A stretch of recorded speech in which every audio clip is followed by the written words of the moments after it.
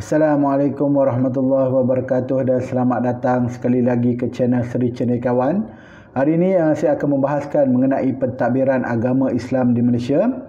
Yang mana topik ini sangat menarik kerana di Malaysia, kerajaan Malaysia begitu menjaga amalan agama Islam di Malaysia. Okey, jadi sebelum itu kita kena faham bahawa di Malaysia ada pembahagian kuasa, iaitu ada kuasa kerajaan pusat, kerajaan persekutuan ataupun kerajaan Malaysia, dan ada juga kuasa yang diserahkan kepada kerajaan negeri. Dan antara kuasa yang diserahkan kepada kerajaan negeri ialah kuasa dalam pentadbiran agama. Okey, disebabkan itu semua negeri di Malaysia memiliki mufti sendiri. Dekat Malaysia ada 13 buah negeri, bermaksud kita ada 13 mufti dan kita ada 3 wilayah persekutuan yang diwakili oleh seorang mufti. Jadi di Malaysia sahaja ada sebanyak 14 orang mufti. Dan di bawah mufti itu mereka sering bersidang sesama mufti untuk menetapkan hukum dan sebagainya. Dan di peringkat persekutuan kita ada menteri di Jabatan Perdana Menteri JPM di bawah bidang agama yang sekarang ini dipegang oleh Dr. Zulkifli Al-Bakri, yang mana antara fungsi Menteri Agama ialah menyelaras pengamalan agama di negeri-negeri di Malaysia. Okey, dan disebabkan setiap negeri di Malaysia mempunyai kuasa agama sendiri, iaitu kuasa agama di bawah negeri ataupun di bawah sultan, maka kebanyakan negeri di Malaysia mengamalkan fahaman ahli sunnah wal jamaah, bermazhab Asy'ariyah ataupun Maturidiyah, dan dari segi fiqh mereka beramalkan mazhab Syafi'i. Tetapi berlainan di negeri Perlis, bermula tahun 1926 Perlis mengiktiraf ataupun telah keluar daripada mazhab dan memanggil dirinya sebagai negeri tanpa mazhab ataupun Darussunnah. Tetapi lebih senang untuk kita fahami, walaupun Perlis mengaku sebagai negeri tidak bermazhab, tetapi kebanyakan amalan-amalan di negeri Perlis adalah bercorak Wahabi lah. Jadi situ kita kena faham lah. Okey, itu menariknya dekat Malaysia. Dan dekat kad pengenalan di Malaysia sendiri tercatat agama. Okey, contohnya saya di IC itu tercatat agama Islam. Okey, dan agama lain-lain lah. Tetapi tidak tercatat bangsa. Bangsa Melayu ke, bangsa Cina ke, tak ada. Yang ada hanyalah agama. Okey, kenapa agama ni penting ditulis dalam IC? Antara sebabnya ialah supaya jika kita jumpa mayat itu, contoh kita jumpa mayat yang dah reput tetapi ada IC, kita boleh tahu bahawa dia ini adalah seorang yang Islam. Sebab mempunyai nama Arab belum tentu dia seorang Islam. Okey, jadi IC itulah yang membuktikan kad pengenalan itu, ataupun di Indonesia dipanggil IKTP itu, yang membuktikan seseorang itu sebagai Islam. Okey, sebab contoh saya dulu belajar dekat universiti, ada ramai orang bukan Islam, terutamanya di Sabah Sarawak, memakai nama-nama Arab. Contoh Alina binti Paulus, Alina, ada yang nama Aziz dan sebagainya. Jadi nama itu tidak menunjukkan agama, terutamanya orang asli. Orang asli ataupun orang asal di Malaysia banyak menggunakan nama sebagaimana orang Melayu ataupun nama Arab, tetapi dia beragama Kristian. Jadi itu pentingnya IC itu, yang menulis Islam di IC. Okey, jadi pengamalan Islam di setiap negeri itu boleh dikata samalah, mazhab yang sama, tetapi dia mempunyai undang-undang yang berbeza. Okey, jadi maksudnya dekat setiap negeri mempunyai undang-undang syariah yang berbeza,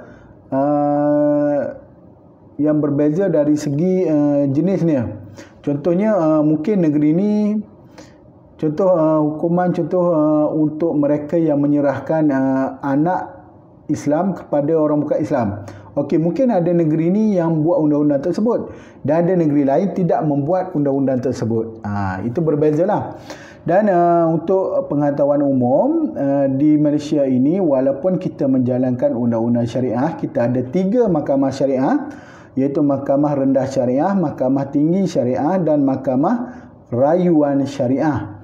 Walaupun begitu, mengikut perlembagaan negara kita, untuk Mahkamah Syariah mereka hanya boleh menjatuhkan hukuman iaitu denda tidak melebihi RM5,000, penjara tidak melebihi 3 tahun dan sebatan tidak melebihi 6 sebatan. Walaupun nama syariah tapi sebenarnya tidak mengikut syariah lah. Okey, adakah Malaysia mengamalkan hudud? Okey. Soalan ni sebenarnya agak menarik kerana setakat ini dalam Undang-Undang Tubuh Kerajaan Negeri, 2 buah negeri di Malaysia telah meluluskan hudud di peringkat negeri. Okey, negeri tersebut ialah negeri Terengganu dan juga negeri Kelantan.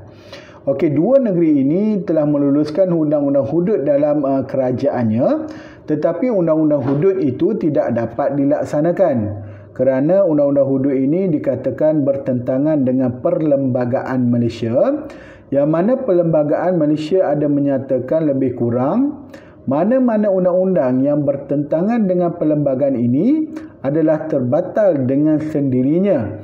Jadi apabila undang-undang hudud ni dia berbeza dengan undang-undang dengan perlembagaan, dia berbeza dengan perlembagaan, jadi boleh dikatakan dia terbatal dengan sendirinya lah.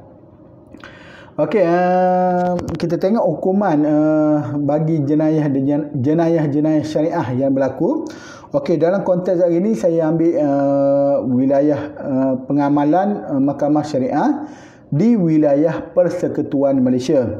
Okey, dia banyak sangat seksyen dan banyak sangat kesalahan.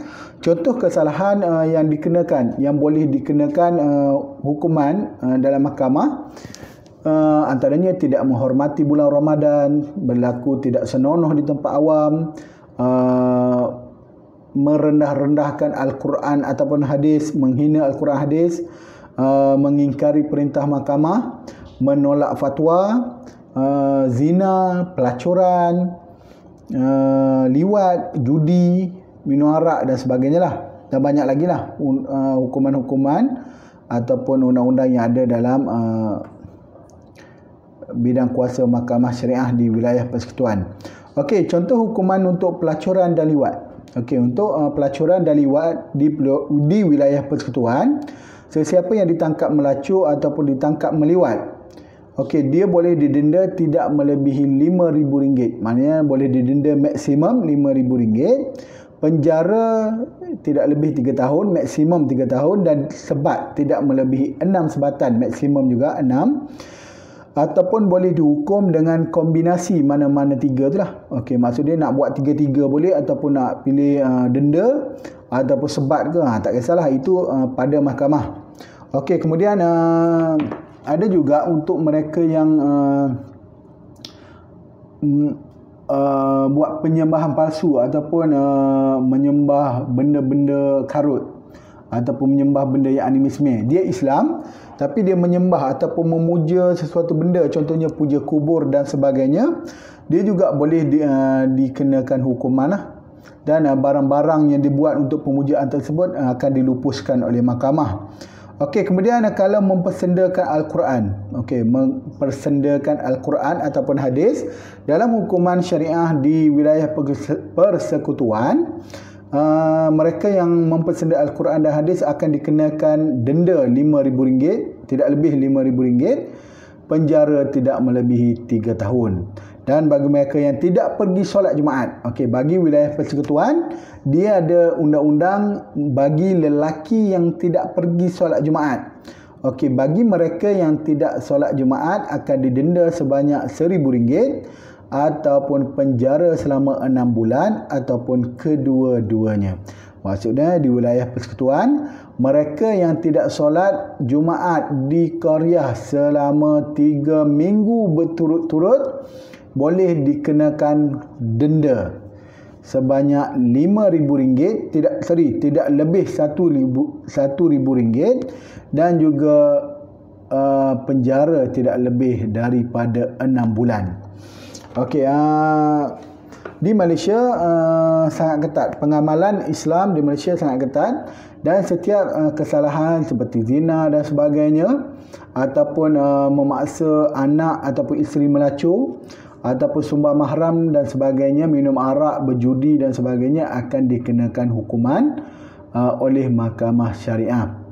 Okey, dan ini adalah di bawah bidang kuasa kerajaan negeri ataupun di bawah kuasa sultan bagi setiap negeri.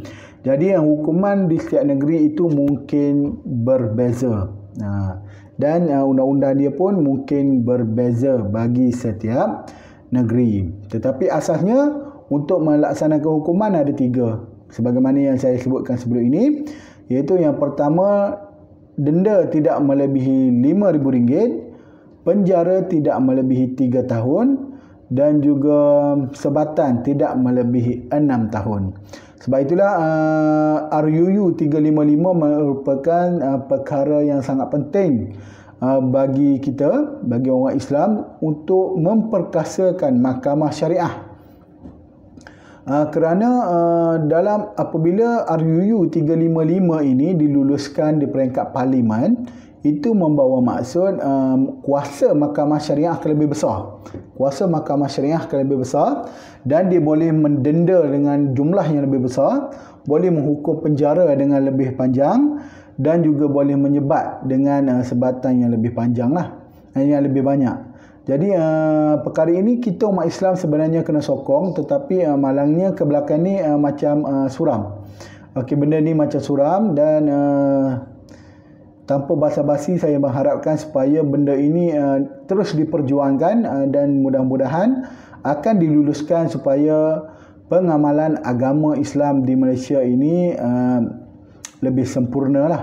Kita tak nak ada pergaulan bebas, ada masalah jenayah syariah ini, kerana dia akan menyebabkan pengamalan agama Islam di Malaysia ini boleh terbantut.